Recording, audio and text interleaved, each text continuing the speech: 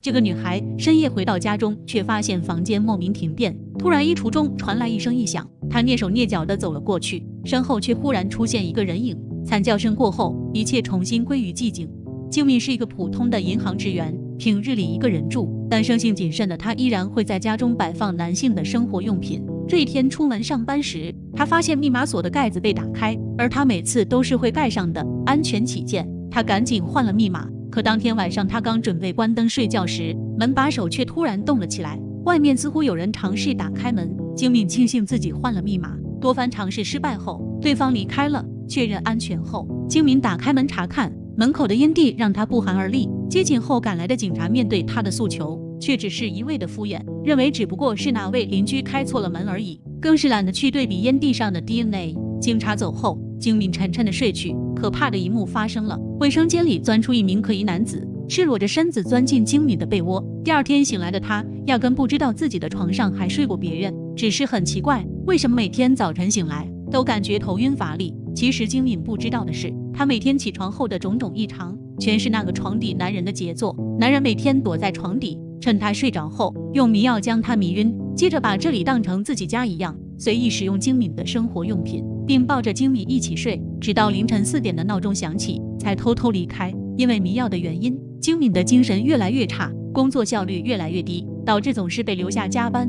这天，一个叫基正的男人来银行找静敏办理业务。静敏本想把他开发成自己的客户，却发现他账户存款所剩无几。静敏的态度立刻变得敷衍起来，感觉受到冒犯的基正开始在银行大闹，甚至还要静敏陪他吃饭才肯作罢。还好主管闻讯赶来，赶走了基正，替静敏解了围。可当下班回家时，在公交站台遇到等候在此的基正，正当他不依不饶地纠缠静敏时，主管再次出现，赶走了他。其实主管对静敏是有好感的，主动开车将她送到小区门口。开门进屋的静敏发现家里似乎停电了，本就心里有点发慌，突然传来一阵急促的敲门声，吓得她立马一个机灵，大气也不敢喘了。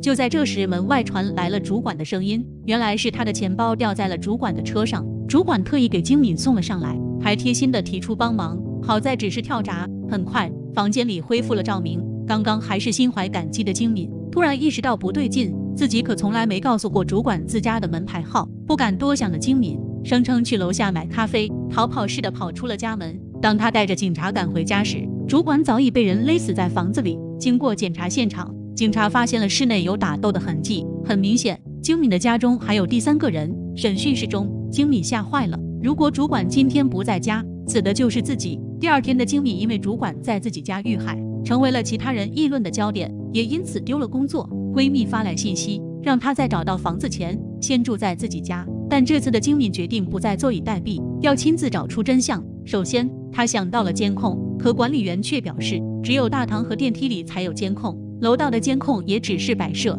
由于电梯监控没有发现可疑人员，管理员陪着静敏回到房间，四处检查了一番，并未发现人后，静敏这才放心的继续住了下来。她在打扫卫生时见到了一张门禁卡，不由得怀疑这或许就是当时藏在家里的凶手留下的。她壮着胆子从10楼开始，一层层楼，一间间房的刷卡，直到来到701号房。滴的一声，门开了，静敏小心翼翼地推门走了进去，发现这里很久没住人了。墙上的照片显示，这间房的主人正是影片开头的女孩。静敏利用同事兼闺蜜的职务之便，顺利地查到了女孩的消费记录，发现这个人每天8点左右在附近的便利店消费3200韩元，周六一般在下午1点消费。今天正好是周六，他们决定去便利店来一次守株待兔。果然，下午1点，一个戴着口罩的女孩走进店里，消费3200韩元后，拿着购买的蔬菜粥匆匆离去。静敏和闺蜜赶紧一路跟了过去，却在岔路口跟丢了。无奈两人只好分头行动。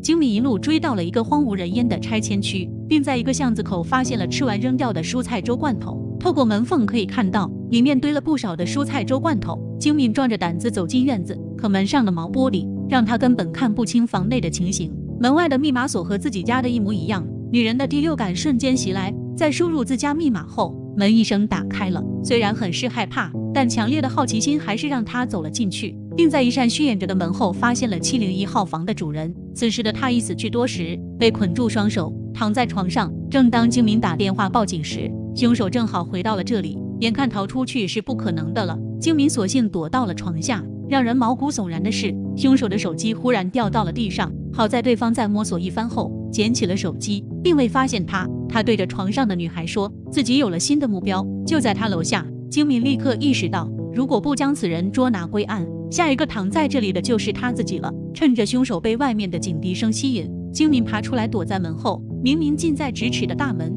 仿佛变得格外的远。趴下来的精敏发现，凶手戴着一块复古手表，拿着锯子正准备处理那死去的女孩。精敏吓坏了，赶紧一鼓作气跑到门口。打开门的同时，凶手发现了他，门一开，精敏就飞奔了出去。由于对地形不熟，精敏犹如一只受惊的小猫，分辨不清方向，而凶手总是阴魂不散地出现在他面前。无奈之下，精敏躲在一个废弃的卷帘门后，可凶手却镇定地一把拉开了门。危急关头，闺蜜弄来推车，狠狠地一把将凶手撞翻。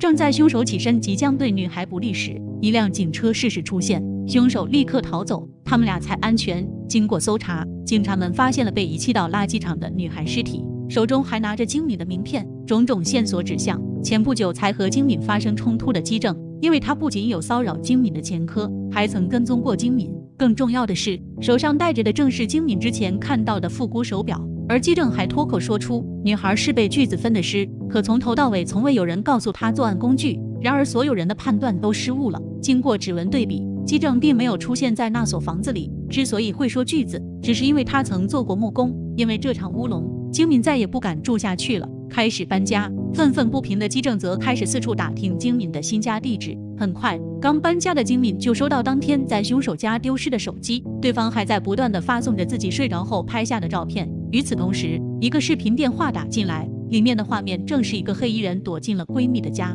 精敏吓坏了，一路狂奔着朝闺蜜家赶去。刚到闺蜜家门口，就被突然出现在身后的基正袭击。好在一直在暗中盯着他的警察出现，合力制止了他。与此同时，精敏的家门被打开，神秘人仿佛料定他不在家，堂而皇之地走了进去。画面一转，闺蜜被送进医院，只是受轻伤的她并无大碍。警察老肖送给精敏一个家用监视器，回家后的她将监视器放在了柜子上，正对着玄关和床。在便利店中，之前的物业管理员向她打招呼，虽然并没有什么印象，但精敏还是礼貌地回应了一下。一开始，精敏发现管理员小韩买了3200韩元的蔬菜粥，手上戴的也是和凶手一样的复古表，这让他好不容易放下的心再次悬了起来，逃跑似的回到了家里。老肖此时也打来电话，基正的 DNA 结果比对不一致，可刚放出来就被谋杀了。此言一出，精敏意识到自己的猜测很有可能是对的。在等老肖过来的空档，精敏发现了家中的蔬菜粥盒子。调出监控后，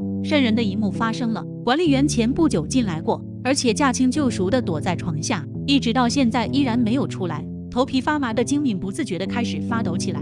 床下的管理员早已察觉，猛地窜了出来。来不及逃出去的精敏被打晕了。当他从昏暗的房间醒来时，管理员正熟练地抱着自己，声称很喜欢他，如果他要逃，就锯掉他的手脚。但精敏1秒钟都不想多待，挣扎着逃了出去。可这里是一栋废弃的大楼，他自己根本出不去。与此同时，老肖那边始终联系不上精敏，也查出了管理员的不对劲。他在基正被杀后就辞职消失了，而当时基正定罪的监控正是他提供的。他曾经工作的饭店也曾发生过几起失踪悬案，怀疑他会对精敏不利。老肖孤身找了过来，被管理员发现后扭打在一起。听到声音的精敏战战兢兢地拿着斧子走出来，却看到管理员正扎中了老肖的脖子。四目相对后，老肖应声倒下，唯一的救星身死殒命。崩溃的精敏吓得瘫坐在地，恶魔就在眼前。他告诉自己不能放弃，一把扯过地毯，让踉踉跄跄走来的管理员摔得四脚朝天。精敏则迅速捡起掉在地上的手枪，